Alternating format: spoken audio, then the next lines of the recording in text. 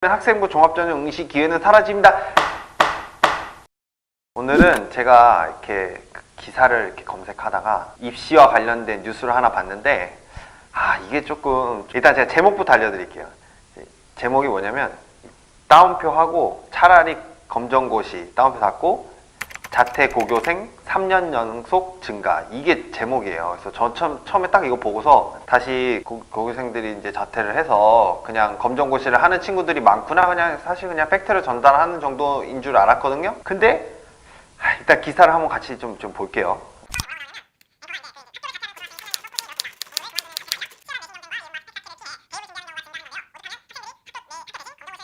땡땡땡 기자가 보도합니다. 이제 이렇게 시작하는 거예요, 이게. 그래서 이제 처음부터 중간 정도까지는 계속 사실을 전달해 줍니다. 한 친구는 2년 전에 이제 고등학교 2학년 때 학교를 그만뒀고 혼자 수능 준비에 집중해가지고 올해 대학에 입학했다.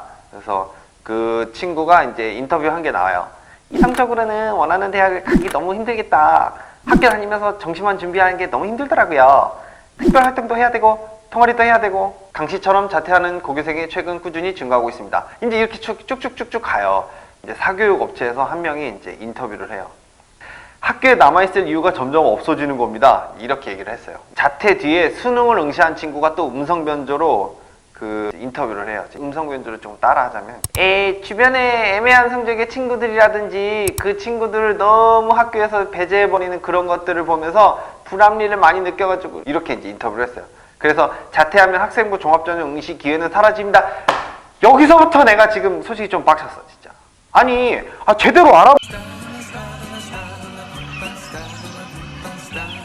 좀 알아봐야 될 거 아니에요. 자퇴를 하면 기본적으로 대학을 진학할 때 뭐 여러 가지 뭐 외적인, 제가 알지 못하는 뭐 정말 특이한 방법들이 있을 수 있겠지만 대부분 검정고시를 본단 말이에요. 그러면은 검정고시를 보고 그 자격을 가지고서 학생부 종합전형으로 응시를 못하는 게 아니라 올해부터 혹은 작년부터 지원할 수 있는 학교들이 많이 있어요. 여기 이렇게 나오거든요. 근데 그거 알아보지도 않고 자퇴하면 아예 학생부 종합전형 응시기회가 사라진다고. 그 다음에 정시와 논술 전형이라는 좁은 문만 남습니다. 이렇게 써놨어요. 아니, 생각해보면 검정고시, 그러니까 학교를 자퇴하는 친구들은 무조건 정시랑 논술밖에 안 되냐 이거예요. 무슨 말이냐면 정시랑 논술 빼고, 사실 물론 2022학년도부터 없어지기는 하지만 아직 있는 적성고사 정도 남았고, 그 다음에 뭐 완전 좋은 학교를 갈 수 있는, 그러니까 우리가 흔히 알고 있는 인지도 있는 학교는 조금 인지도가 좀 떨어지는 그런 학교라 하더라도 검정고시 점수만으로 갈 수도 있고, 아니면 검정고시 플러스 면접을 통해서도 대학을 진학할 수 있는데, 마치 학교를 자퇴하면 정시, 수능이랑 논술, 그리고 논술 플러스 수능 최저겠죠? 이것만 남는 것처럼, 그래가지고 거기도 이해가 안 되고, 그 다음에 검정고시를 봐야 하고 사교육에 의존하게 돼 경제적 부담도 적지 않습니다. 이렇게 해놨어요. 그래요. 그럴 수 있다고 봐요, 저는. 그러니까 사교육에 의존하게 되고 경제적 부담이 있을 수 있는데, 이 기사는 그것이 마치 전부인 것 마냥 얘기를 해놨어요.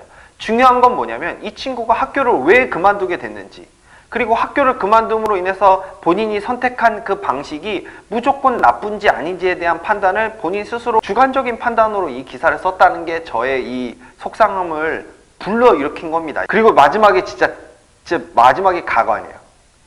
마지막에 뭐라고 했냐면, 그런데도